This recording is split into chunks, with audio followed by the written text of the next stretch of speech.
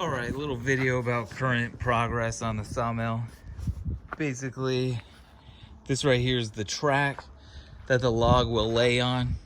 It will lay on right across the tops of these guys. They're called the bunks. It gets clamped in by these, in between these two things. I can show that on a later video. And there's two of them. I have to remove the boards from underneath here so that way I can basically do this same kind of rig thing, because I just put it on this old decking that we had. Right here is the mill itself. This is the meat and potatoes of it. Basically, you just have this mill, and it's just a gigantic bandsaw.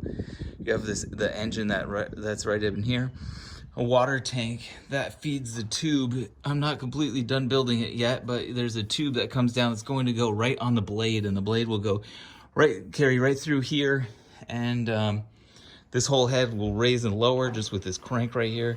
You can see it lowering down right now.